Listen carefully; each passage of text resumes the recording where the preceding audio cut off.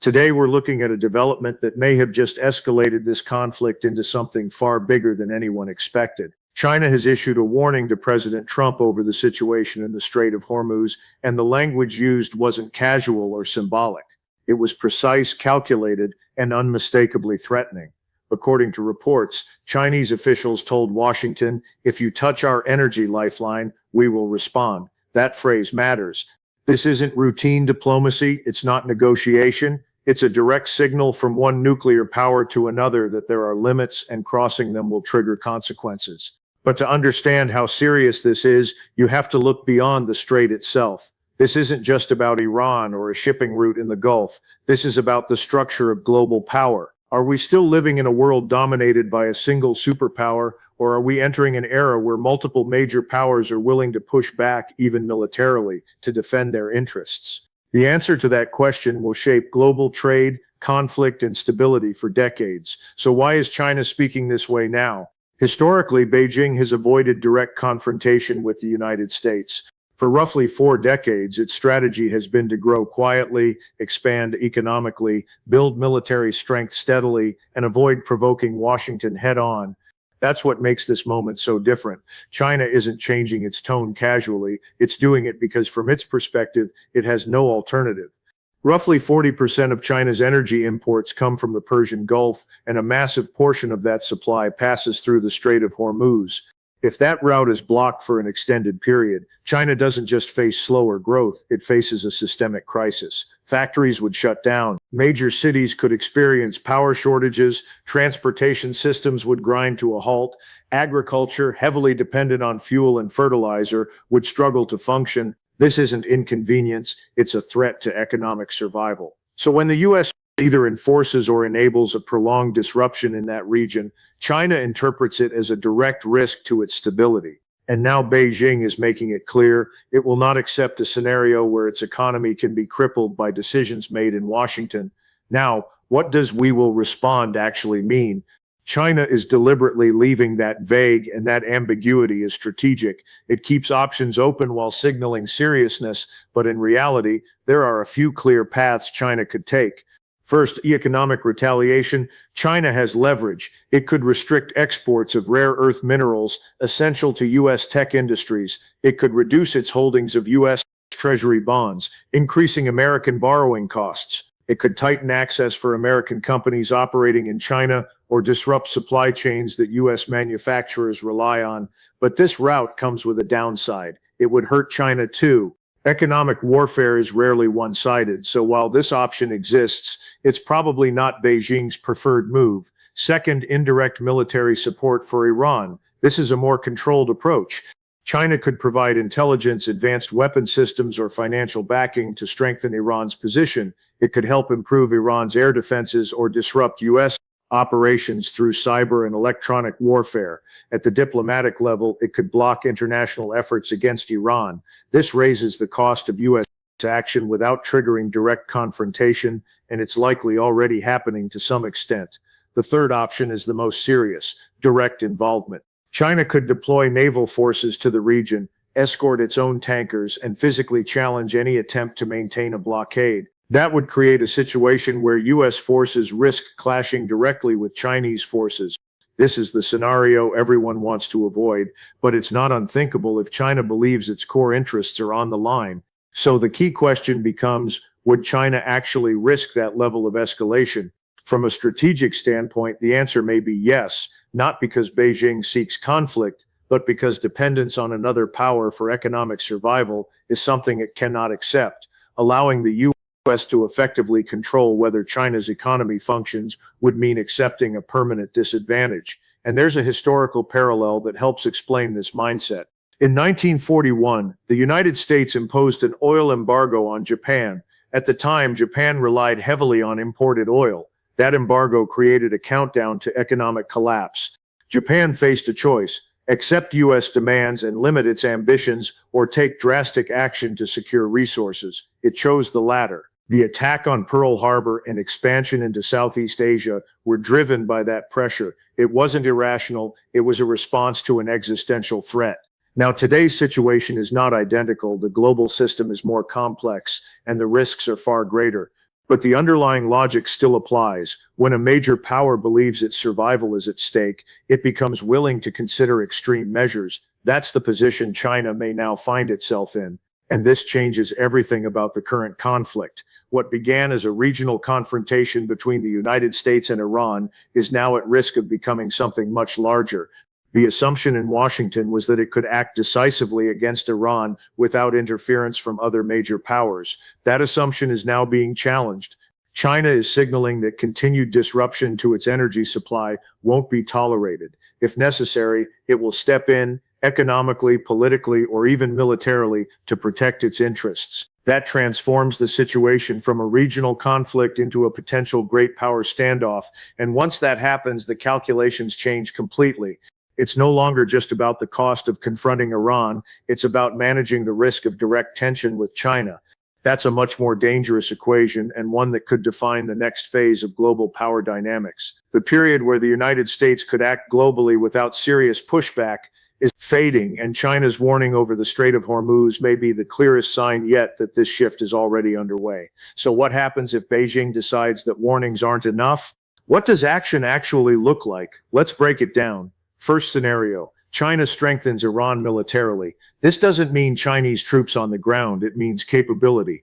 Advanced air defense systems protecting key Iranian infrastructure, anti-ship missiles that force U.S. naval forces to operate more cautiously, electronic warfare tools that interfere with communications, targeting, and coordination, satellite intelligence that gives Iran better visibility over American movements. None of this guarantees an Iranian victory, but it changes the cost of the war dramatically. Suddenly, U.S. pilots are flying into far more dangerous airspace. Naval forces are operating under greater threat. Missions become more complex, less predictable, and far more expensive. Casualties could rise and timelines stretch without a clear endpoint. Second scenario, China shows up at sea. This is where things become far more volatile. Chinese naval forces could deploy into the Gulf not to attack, but to protect their interests. Tankers carrying oil to China could be escorted by Chinese warships, and Beijing could make its position explicit. Any attempt to interfere with those vessels would be treated as a hostile act against China itself. Now you have American and Chinese forces operating in close proximity in a live conflict zone. That's a dangerous equation, because in that environment, it doesn't take a deliberate decision to start a war. It takes a mistake, a misread radar signal, a commander who reacts too quickly, a split-second judgment that turns out to be wrong. And once weapons are fired between two nuclear-armed powers, events can escalate in ways no one fully controls. Third scenario, China rewires its energy strategy. Instead of confronting the problem at sea, China could try to eliminate the vulnerability altogether. That means accelerating pipelines from Russia and Central Asia, expanding overland energy corridors that bypass maritime choke points entirely, gradually shifting its economy away from reliance on Gulf oil and toward land-based supply networks. This path avoids immediate military confrontation, but it signals something just as significant, a long-term strategic realignment. If China succeeds here, the Strait of Hormuz loses some of its power over Beijing, the Gulf's influence over China weakens, and the broader system, especially the petrodollar structure tied to global oil flows, starts to erode further. Now step back and look at the bigger picture, because this isn't only about military scenarios. This is about control of the global economic system. For decades, U.S.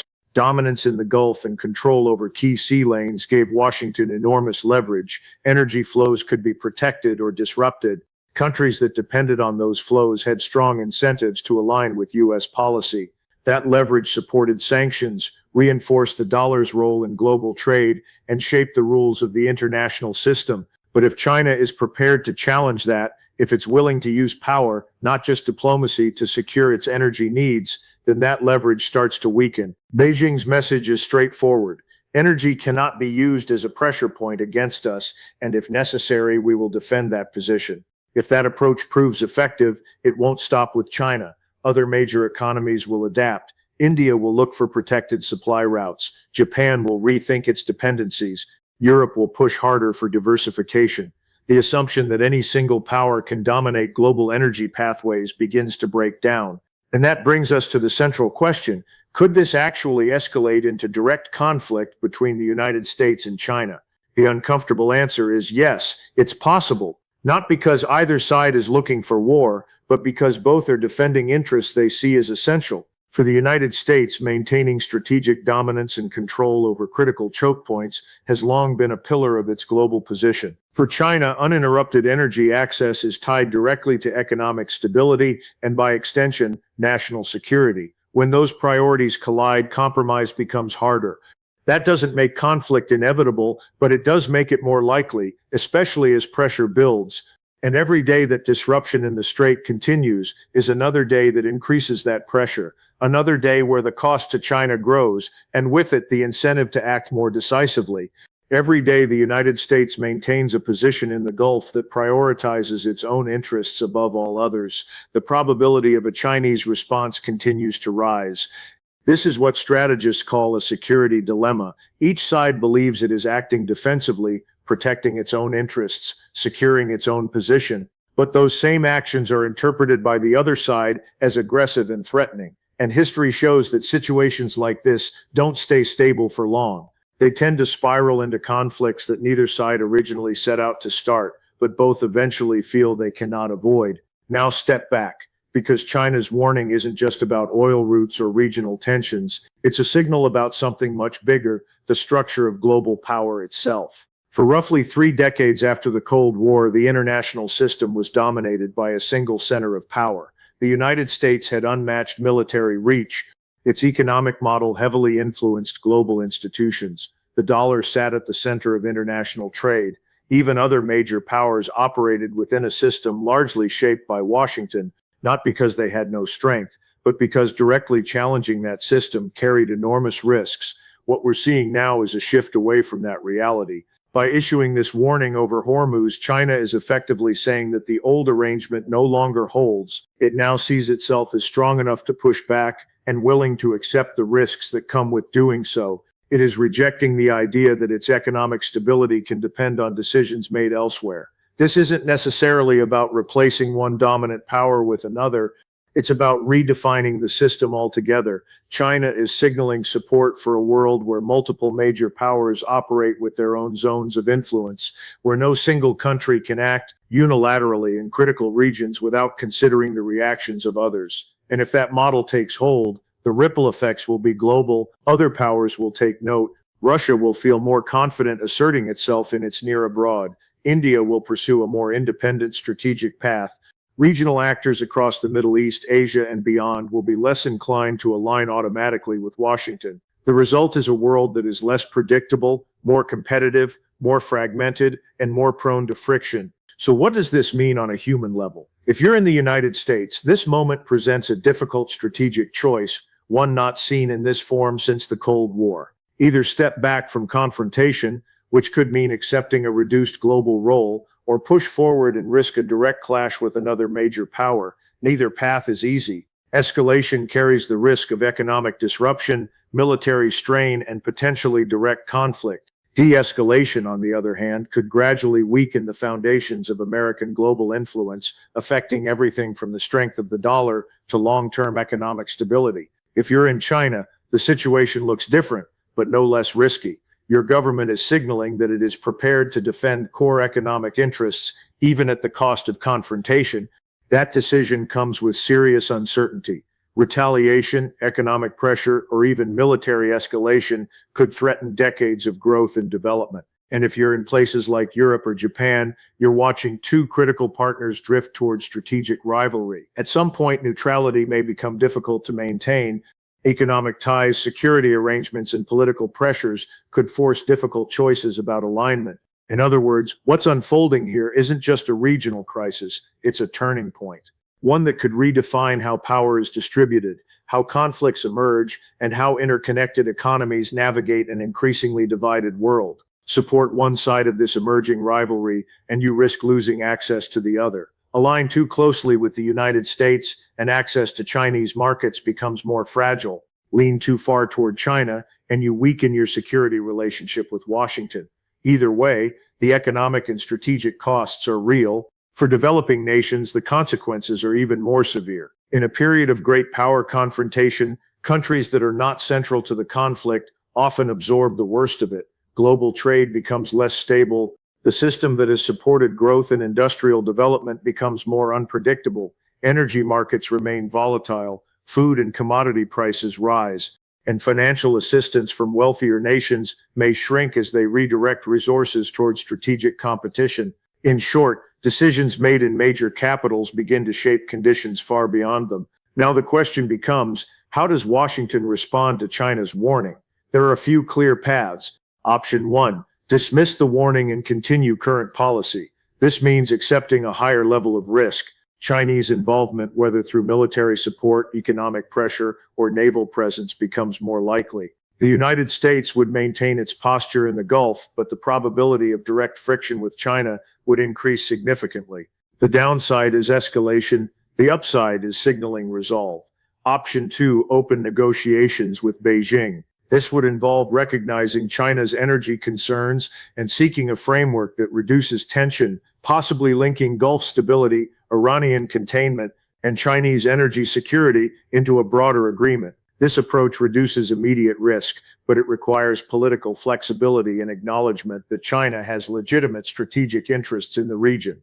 Option 3. Escalation and deterrence.